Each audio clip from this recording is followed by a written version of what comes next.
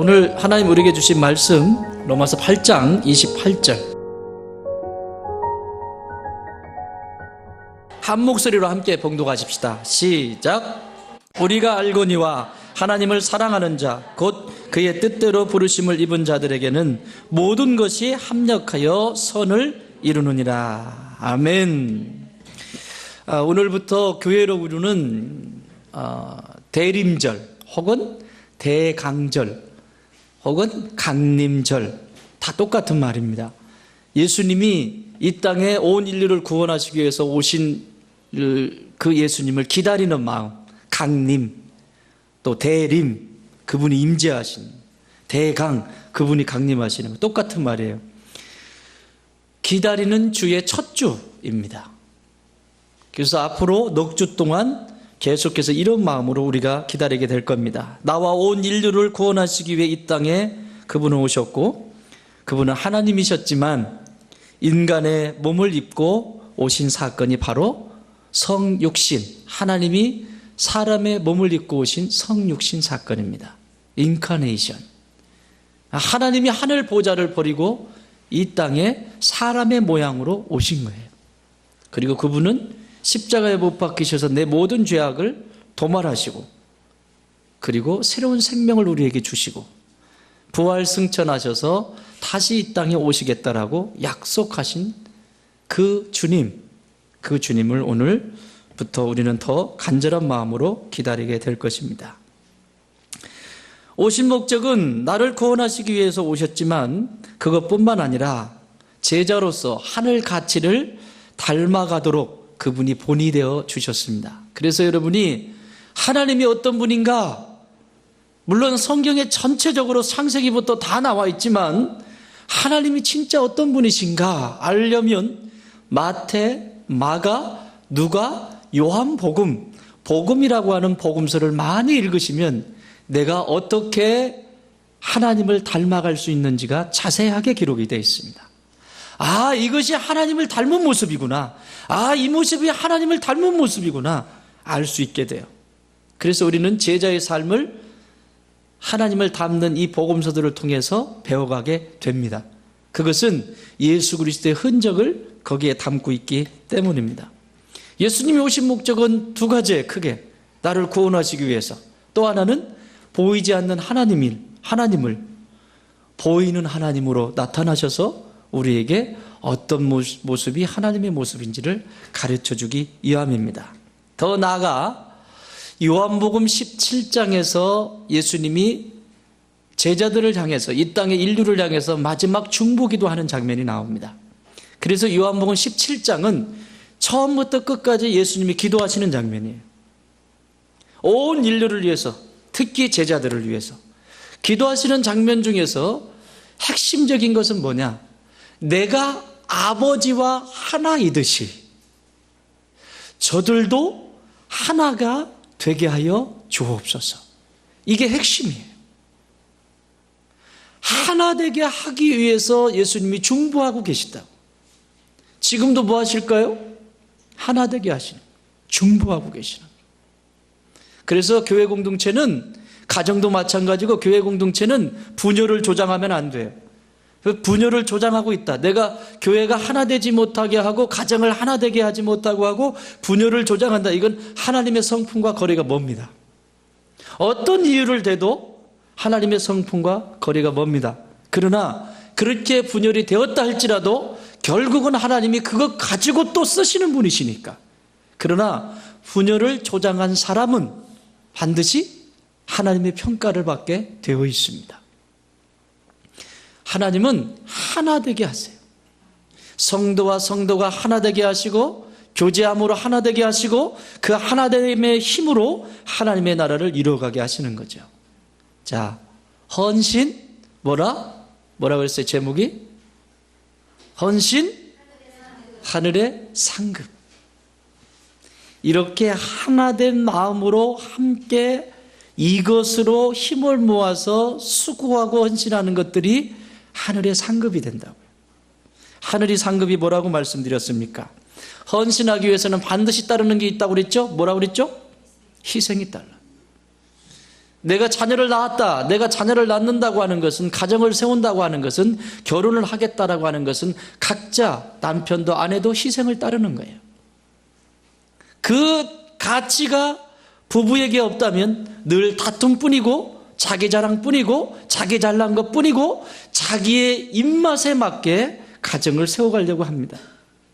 내가 남편이 되겠다, 내가 아내가 되겠다 라고 하는 그 결정 속에는 이미 내가 희생을 하겠다, 이게 들어가 있는 거예요.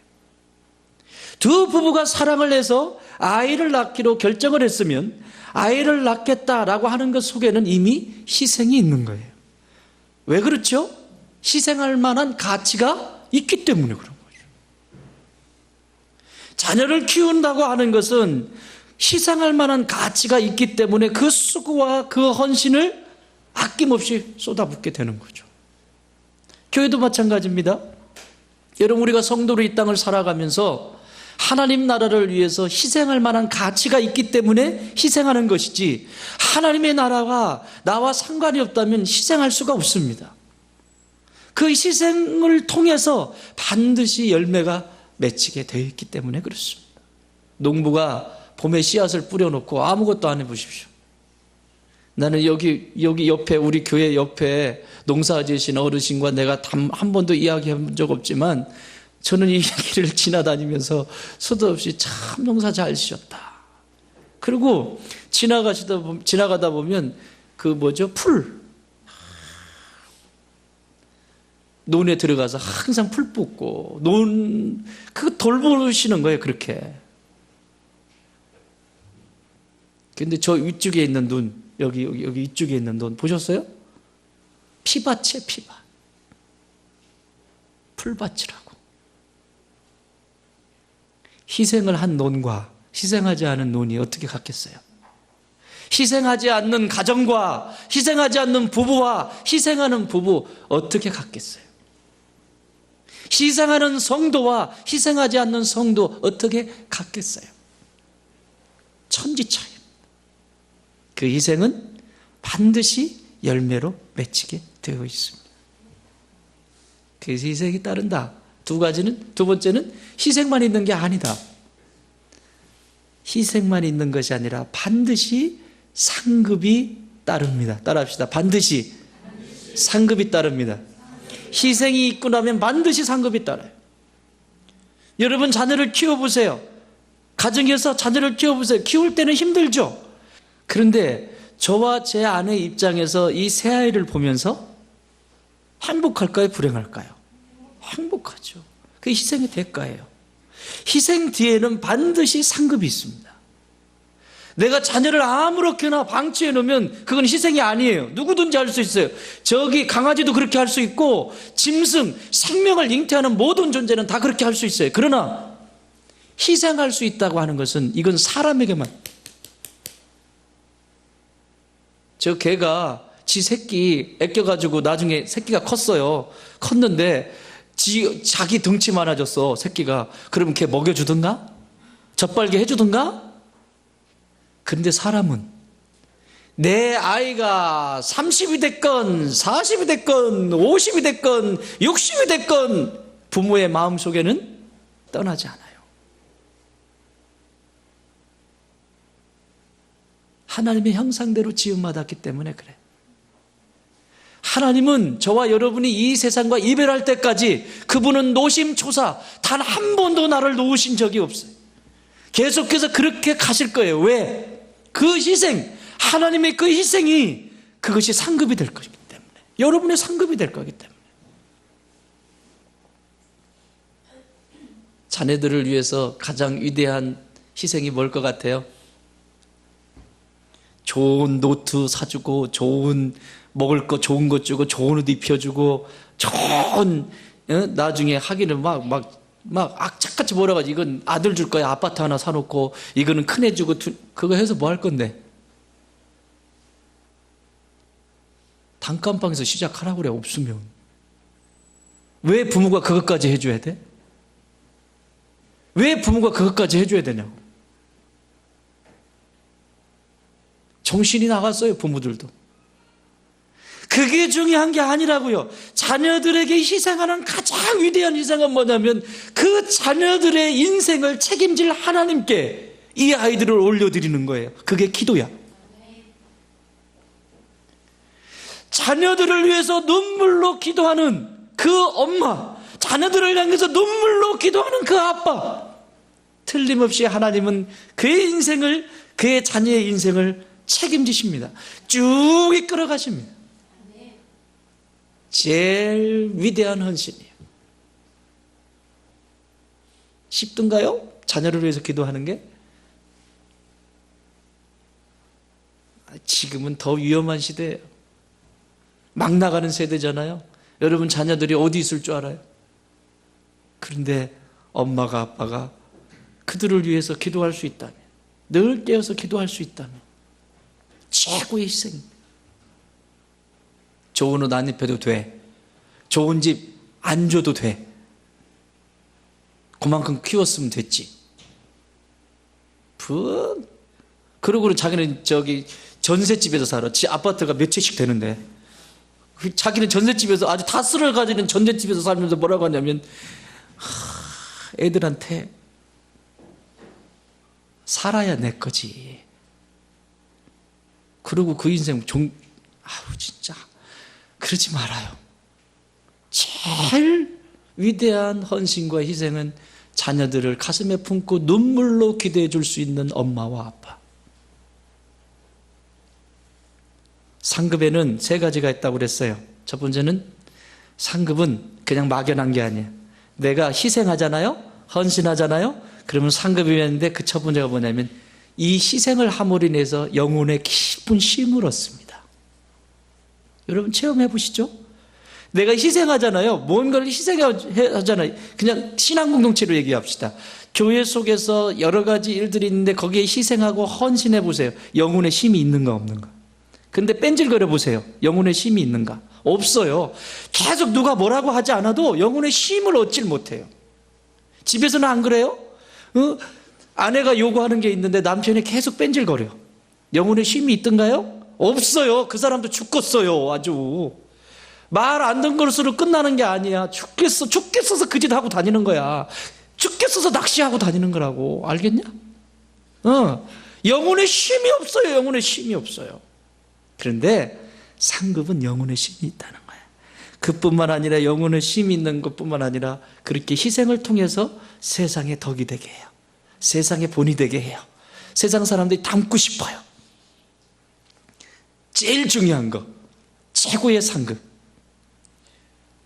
내가 이 땅을 살고 이 땅에서 지난주에 우리 전 고 김영삼 대통령 돌아가셨잖아요. 서거하셨잖아요.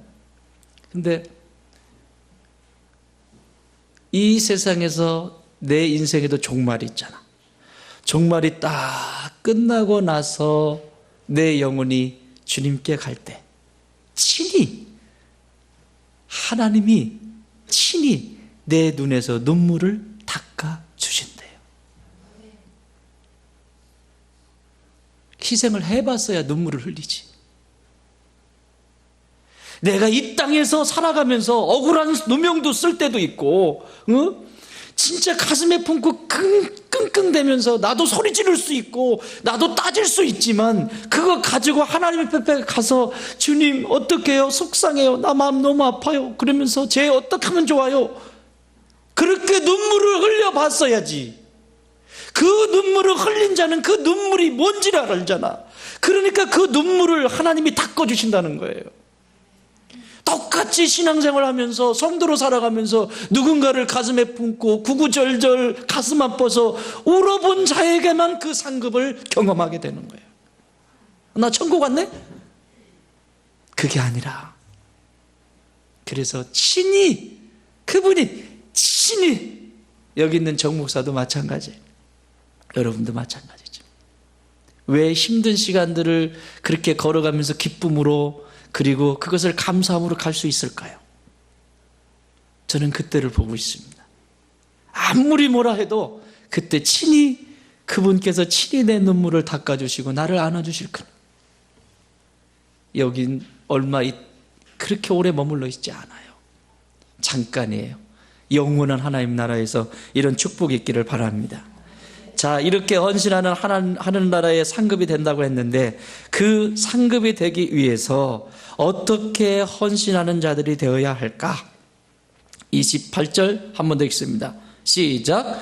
우리가 알거니와 하나님을 사랑하는 자 곧 그의 뜻대로 부르심을 입은 자들에게는 모든 것이 합력하여 선을 이루느니라. 아멘. 여기 보시면 이거는 지금 우리가 보는 성경은 개역 개정 성경이라고 그래요. 그런데 로마 카톨릭과 같이 우리나라 천주교와 같이 개신교 기독교 같이 번역한 성경을 공동 번역이라고 합니다. 원래 카톨릭엔 성경이 없었어요. 그냥 그 사제가 그냥 읽어주는 것으로 끝냈어요. 그런데 같이 번역을 했어요. 그게 뭐냐면 공동 번역이, 지금 카톨릭에서 쓰는 성경이 그 공동 번역을 지금 쓰고 있는 거예요. 그런데 개신교는 성경을 몇 번 계속 현대 용어로 번역을 계속 해왔죠. 지금 공동 번역을 쓰고 있는 거예요, 카톨릭에서는. 자, 그런데 그 공동 번역에는 이 본문을 어떻게 기록하고 있는지 잘 들어요. 감동이야, 진짜. 진짜 이런 거는 같이 써도 되는데 왜 그렇게 했을까 싶어요. 자, 하느님을 사랑하는 사람들, 곧 하느님의 계획에 따라 부르심을 받은 사람들에게는 모든 일이 서로 작용해서 좋은 결과를 이룬다는 것을 우리는 압니다. 이 본문보다 확 와닿죠? 그렇죠? 한 번 더 읽어드려요. 하느님을 사랑하는 사람들, 지금 본문하고 한번 비교해 보세요. 곧 하느님의 계획에 따라 부르심을 받은 사람들에게는 모든 일이 서로 상호작용해서 좋은 결과를 이룬다는 것을 우리는 압니다. 서로 작용된다는 거예요, 서로. 내가 선한 일을 하면 여기서도 선한 일, 서로. 합력하다라고 하는 말에 이 뜻이 있어요. 근데 이걸 그대로 서로 이렇게 작용한다라고 하는 용어를 썼어요. 여러분, 부부가 가정에서도 한 사람이 고집 부려보세요. 그거 진짜 힘들죠. 서로 작용이 돼야 되잖아. 왔다 갔다 이런 작용이 돼야 되잖아. 그러면 거기에 생명의 역사가 일어나잖아요. 여기 이 합력하다라고 하는 단어가요, 슈넬게오라고 하는 말인데, 슈넬게오 이 말인데 이 뜻이 세 가지 의미가 있어요. 하나는 동료가 되어 일하다, 이 합력하다라고 하는 뜻이 동료가 되어서 일하다. 또 하나는 함께 힘을 내서 돕다, 함께 힘을 내서 돕는다. 마지막 하나는 함께 수고하다, 이런 뜻이 있어요. 수고가 뭐죠? 손으로 고생하는 거예요. 그러니까 계속 함께 이렇게 네 거 내 거 없이 함께, 그게 합력이라고 하는 단어예요. 자, 오늘 이 본문을 통해서 저와 여러분들 안에서 이 합력함의 선을 이루어가는 축복이 있기를 바라고, 그 합력하여 선을 이룸으로 하늘의 상급이 되는 축복의 시간이 되기를 바랍니다. 그 첫 번째가 뭐냐면 동료의식을 갖는 거예요. 동료의식. 여기 슈넬게오라고 하는 것이 동료가 되어 일하다, 이런 뜻이에요. 동료의식이에요. 교회라고 하는 공동체는 하나님께서 세우신 공동체, 여기는 정용거 목사가 세운 게 아니에요. 이 교회의 주인은 예수 그리스도세요. 그분께서 피로 값주시고 세우신 거예요. 제가 아무리 미워도 제가 이단이 아닌 이상은 제 말에 귀를 기울여 주셔야 돼요. 그렇죠? 왜? 이 교회는 하나님의 교회이기 때문에. 만약에 제가 2단이고 3단이고 아주 엉망이고 그러면 제 말 안 들어도 돼요. 그렇지만 의견은 좀 다를 수 있지만 그것이 옳다고 하면, 그것이 좋은 일이고 생명을 살리는 일이면 잘 따라와 주셔야 됩니다. 동료의식, 또 지체와 지체들 간의 경쟁자가 아니라는 것. 동료의식이 하나님 나라의 동료들이에요. 자녀들이란 말입니다. 저 사람과 경쟁의 구도가 아니라 함께 성장해야 될 사람, 이게 동료의식이에요. 근데 세상은요, 동료라고 말은 하는데 딛고 일어서야지. 여기에 막 숨겨놓고 쟤는 안 줄 거야, 이 정보를 안 줘야지, 쟤를 알면 안 돼. 교회는 그렇지 않아요. 서로가 돕는 거예요. 계속해서 돕는 거예요. 이게 동료의식이에요. 에레미야서를 보면, 느헤미야서에 보면 느헤미야가 성벽을 재건합니다. 성벽은 이스라엘의 중심은 뭐라고 그랬죠? 한 번 더 해볼까요? 세상의 중심은? 세상의 중심은 이스라엘. 이스라엘의 중심은? 예루살렘. 예루살렘의 중심은? 성전. 성전에 가운데 성전이 있고 성벽이 밖으로 쳐져 있습니다. 그런데 이스라엘이 멸망하면서 성벽도 다 무너지고 성전도 파괴되고, 그런데 성전은 지었어요. 간신히 지었는데 성벽이 다 무너졌어요. 성벽이 무너졌다고 하는 것은 외부의 세력들이 침투한다는 얘기예요. 그게 빨리 세워져야 되는 거예요. 그것을 누가 하게 되냐면 느헤미야라고 하는 사람이 하게 되는데, 이 사람은 바벨론에 포로로 잡혀가서 왕의 술 맡은 자로, 술 시중 두는 자로 그 일을 감당하고 있습니다. 근데 어느 날 당시 자기의 동족들에 대한 이야기를 듣습니다. 예루살렘 성벽이 다 회폐됐고 사람들은 엉망진창이고 막 술고래들이 막 다니고 막 엉망이라는 거예요. 그 소리를 듣고 느헤미야가 하나님 앞에 기도합니다. 갈 수도 없고 눈물로 기도합니다. 이게 나중에 상급이 되는 거야, 이런 눈물이. 하나님이 친히 그 눈물을 닦아주시니 그 소식을 듣고 귀에, 자기 밥 먹고 자기 잘 먹고 잘 살았거든요. 이방인의 포로로 갔지만 그곳에서 잘 나가는 사람이었어요. 부족한 게 없어요. 집도 좋지, 수입도 좋지, 굳이 그럴 필요 없어요. 그런데 그 한마디에 하나님 나라와 연결이 되어 있잖아요. 그러니까 그것을 가지고 하나님 앞에 기도합니다.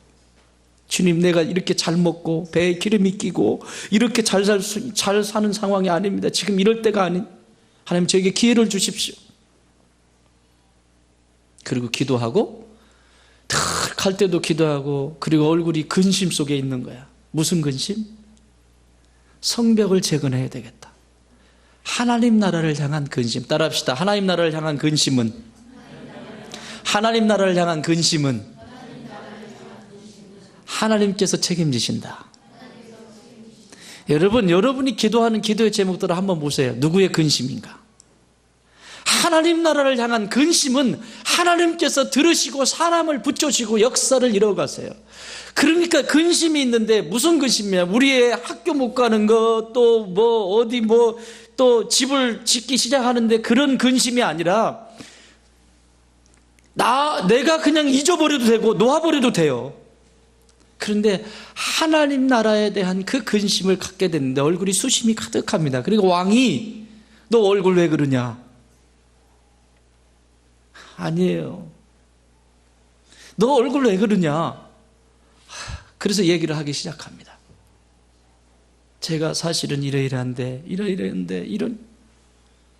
갈 수도 없고 어쩔 수도 없어서 지금 이렇게 근심하고 있습니다. 근데 얼마나 잘했으면, 이게 중요해. 그리스도인들은 세상 속에서 빛과 소금으로 살아가는 게 이런 거예요.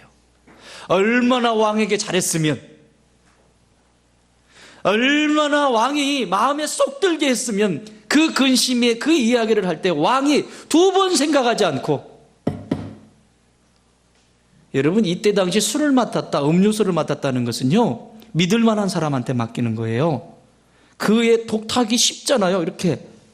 그럼 왕은 죽는 거예요. 믿을 만한 사람에게 맡기는 거예요. 그런데 그 얘기를 듣자마자 다른 사람 다 할 길은 다시 세워야 되잖아. 갔다 와라. 아무 걱정하지 말고 갔다 와라. 그리고는 심지어 거기에 쓸 재료들, 그리고 통과하면서 필요한 모든 여권들, 오늘날은 뭐 여권이죠. 여권들 다 만들어가지고 갔다 와. 그래서 예루살렘에 오게 됩니다. 이렇게 왔으면 좀 말이라도 들어야지, 사람들이. 그러니까 이 꼭 말썽 피우는 하나 되지 못하게 하는 인간들이 있다니까. 산발랏 토비아. 진짜 힘을 모아도 지금 부족한 판인데 이름도 꼭 어떻게 산발랏 토비아 꼭 이렇게 이름들 비아냥거리는 거예요. 그걸 어떻게 하냐고. 참 되나 보자. 어찌 하면 되나 보자. 일을 시작합니다. 그리고 일을 시작하려고 하는데 지도자인 느헤미야를 죽이려고 사람들이 산발랏과 도비야 그의 측근들이 죽이려고 모함들을 합니다. 그 소식을 듣고 자기를 보호하면서 방어하면서 성벽을 재건합니다. 제가 하고 싶은 얘기는 동료의식이 왜 중요하다라고 하는 얘기를 하는 거예요. 그 성벽을 재건할 때 느헤미야서에 보면 3장 4장 계속 이어지는 내용이 성문 벽 어떤 문은 누가 중수하고 어떤 문은 누가 중수하고 어떤 문은 누가 중수하고 어떤 문은 누가 세우고 누가 세우고 누가 세우고 누가 세우고 누가 세우고 분문은 누가 세우고 뺑 눌러서 세우는 사람들의 명단이 거기 다 기록되어 있습니다. 느헤미야는 자신이 그들과 함께 동료로서 하나님 나라의 동료로서 그들도 함께 하고 있는 모습을 자기가 자신이 친필로 기록해 놓습니다. 그게 느헤미야서입니다. 그런데 거기서 성벽을 재건하는데 혼자 이게 됩니까? 그 많은 사람들의 힘이 성벽을 재건했는데 자기는 그 사람들이 너무 고맙고 너무너무 좋았어. 이걸 쓸 때 나는 느헤미야의 그 감정 정서가 어땠을까? 진짜 오해수 김장할 때 김장 투포기 했지. 김수진 쪽파 다듬었지. 이진아 간식해 왔지.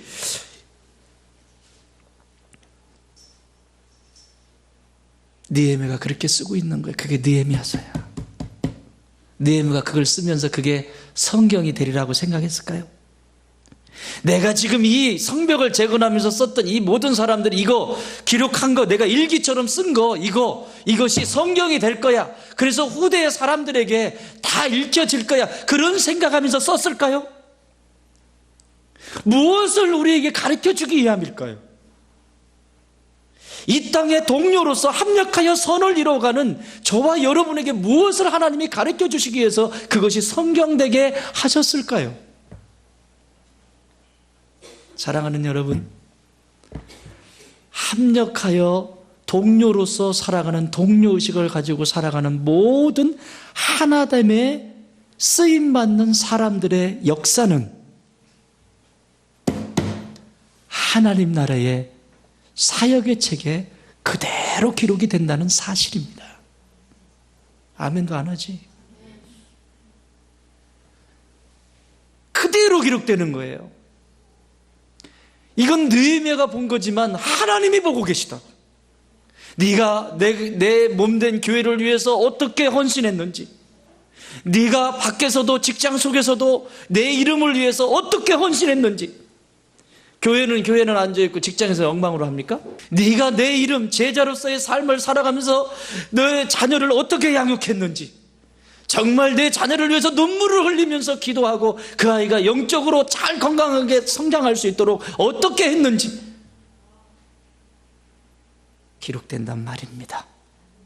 사랑하는 여러분, 저와 여러분은 이 땅을 살아가면서 하나님의 나라를 이뤄가는 동료들입니다. 그 동료의식을 잊지 마시기 바랍니다. 그래서 좋은 땅 교회가 있어야 되는 이유가 뭐예요? 하늘의 소망을 바라보며 우리 공동체가 함께 꿈을 꾸며 나가는 것이 뭡니까? 생명을 살리는 거 아니에요? 그렇죠? 생명을 살리는 터가 되는 것. 그래서 한 영혼이라도 살려내기 위해서 노력하는 거고 그 애를 쓰는 거예요. 또 가정을 가꾸는 터가 되는 거예요. 제가 여러분의 가정을 어떻게 여러분들이 기도함으로 그렇게 가정들을 가꾸어 주셔야 되는 거예요. 그래야 여러분 자녀들이 행복하게 성장할 수 있도록, 하나님을 닮아갈 수 있도록, 그 예수 그리스도의 성품을 닮아갈 수 있도록 그렇게 가꾸셔야 돼요. 제가 이렇게 얘기할 수 있지만 여러분의 가정을 어떻게 가꿀 수 있냐고. 여러분의 가정을 가꿔주셔야 돼요. 뿐만 아니라 더 나아가 열방을 섬기는 터가 되는, 우리가 힘을 모아서 캄보디아부터 시작해서 잃어버린 영혼들, 저 북한의 땅도 지금 우리에게 주신 사명들 감당해야 될 것들이 너무 많은데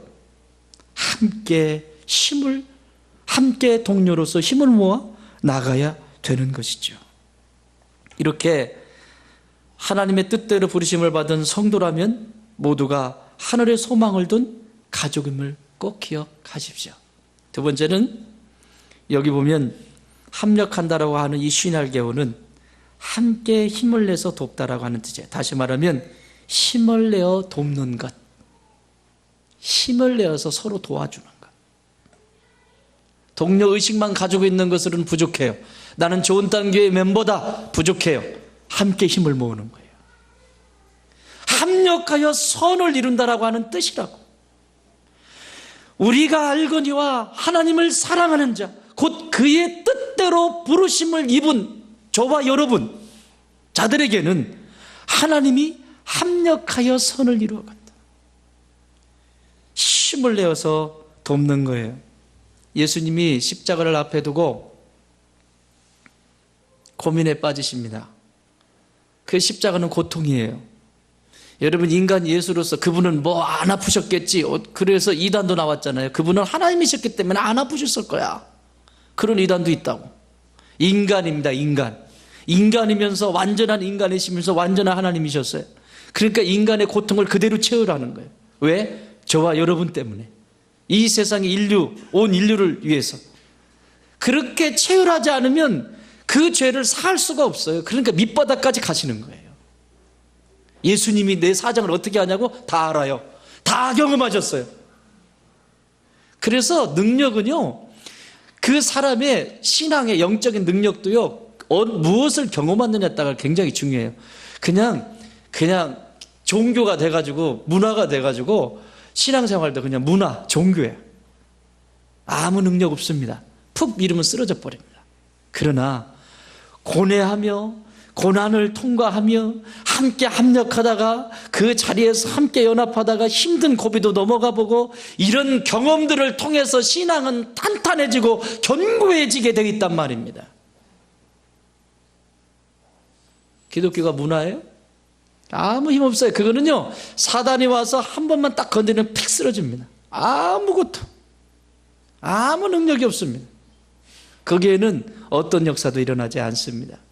그런데 그 고난을 당하시는 십자가를 앞에 두고 예수님이 정말 고민하고 있는 그 중에 한 여인이 자신의 시집 갈 때, 결혼할 때 쓰려고 놔두었던 향수죠, 향수. 이 문화에서는 이 향수가 굉장히 비싸요. 여인이 그날 쓰려고 모으면 굉장히 아까운 향수라고. 굉장히 비싸요. 그러니까 이 향수를 제자 가운데서 야, 그거 한 300데나리온은 됐겠다. 300데나리온이면 여러분 1년 내내 하나도 안 쓰고 번 돈이에요. 하나도 안 쓰고. 그러면 한 달에 얼마씩 받아요? 요새? 보통? 한 200만 원 받아? 그 200만 원 쳐봐. 그러면 얼마야? 1000만 원? 2400만 원? 한순간에 2400만 원을 깨트려 버리는 거예요. 한순간에 찔끔찔끔 쓰는 게 아니라 이 여인이 주님을 너무너무 사랑하는 거죠. 그런데 이 여인이 그걸 알았는지를 모르겠지만 어쨌든 예수님의 그 수심과 그 근심을 함께 보고 있다. 얼마나 힘들면 마지막 그 기도하실 때 아버지 이거 꼭 이 방법밖에 없습니까? 십자가. 다른 방법 없습니까? 물으시잖아요. 그게 얼마나 고통스러운 일이에요.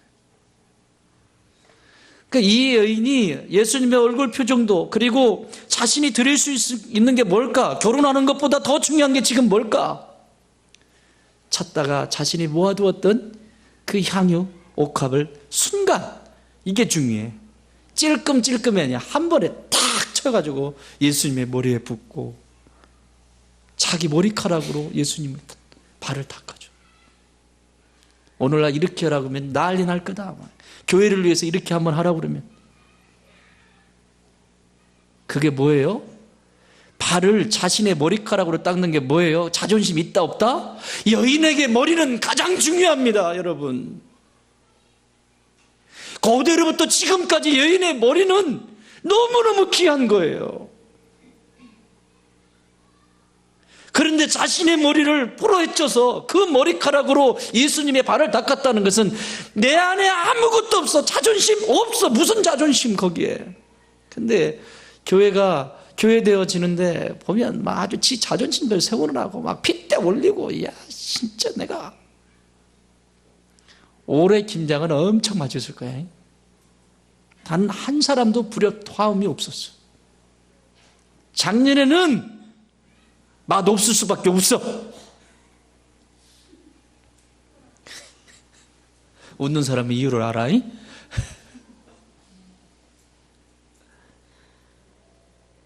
자신의 전부를 거기에 쏟잖아요. 그때 주님이 뭐라고 말씀하시는 줄 아세요? 여러분, 합력하여 선을 이룬다는 건 이런 거예요. 함께 수고하고 힘을 낸다는 게 뭔지 이렇게 말씀하십니다. 마태복음 26장 12절. 십자가 바로 앞에 두고 하신 사건이에요. 이 여자가 내 몸에 이 향유를 부은 것은 내 장례를 위하여 함이니라.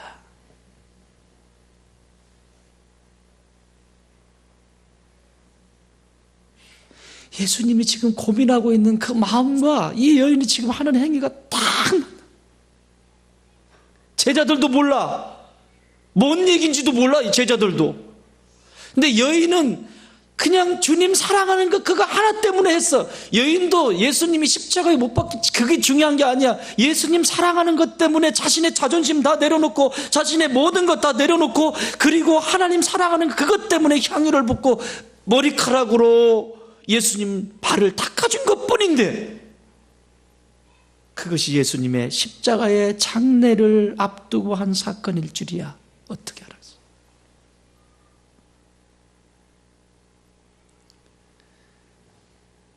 성도는 그래서 진실해야 합니다.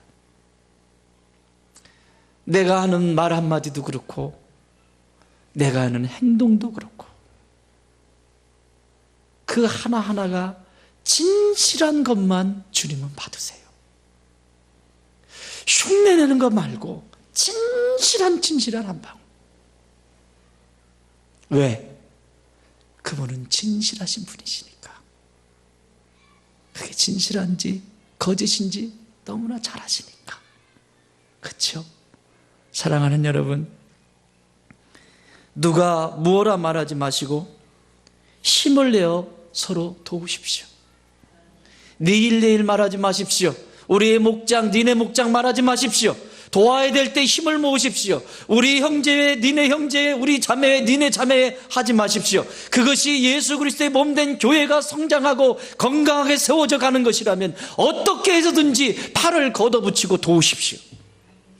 그건 단순히 조직을 관리하고 서로 경계를 세워준 것뿐이지 그 모든 것은 하나님께로 향해야 합니다.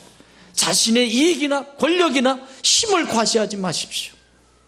머리카락으로 주님의 발을 닦듯이 다 내려놓고 그때 하나님의 선은 합력해서 이루어지게 되어 있습니다. 마지막 신할개어가 뭐라고요? 함께 수고하다 이런 뜻이에요. 함께 수고하는 것. 여러분, 교회 사역은 인간의 욕심이 들어가지 않았다면 곧 모든 것은 다 하나님의 일입니다. 교회 공동체에서 하는 것은 누가 뭐라고 할 필요 없어요. 그것은 하나님의 일입니다. 교회를 얼마만큼 사랑하냐? 하나님 사랑하는 정도입니다. 지체와 지체를 얼마나 사랑하냐? 하나님 사랑하는 것입니다. 사랑하는 치수예요, 치수. 수치를 따지는 거예요. 하나님의 종과의 관계에서 하나님의 종을 얼마나 사랑하냐? 수치예요, 수치. 교회를 사랑하는 것이 하나님을 사랑하는 거예요. 눈에 보이지 않는 하나님을 어떻게 사랑해? 웃기지도 마. 자기는 하나님 사랑한대. 자기는 백날 얘기해봐. 진짜 하나님을 사랑하는 사람은 교회를 사랑할 수밖에 없어요. 그렇죠? 그리고 교회를 사랑하기 때문에 형제자매를 사랑할 수밖에 없어요. 그것이 내 경쟁자가 아니에요. 함께 힘을 모아야 될 동역자란 말이죠. 또 주의 종과의 관계 속에서도 주의 종을 사랑할 줄 알게 되죠. 저도 여러분을 사랑하듯이 주의 종을 사랑하게 돼요. 그게 하나님을 사랑하는 거예요. 어떤 사람은 자기는 직통 무슨 계시를 받는데 그래가지고 나는 하나님밖에 없대. 하나님이 그런데 나머지는 다 교회와 상관도 없고 성도와 성도의 교제와 상관도 없고 주의 종과도 상관이 없고, 죄송합니다. 그건 100% 아니 200% 거짓입니다. 하나님을 성경을 보세요. 하나님을 사랑하는 것이 어떻게 나타나? 아까 제가 느헤미야 얘기했죠. 다 포기할 수 있고 내 직업도, 안정적인 직업도 다 내려놓을 수 있는 게 그거예요. 52일간의 그 여정을 통해서 성벽을 다 재건을 합니다. 멋있잖아요.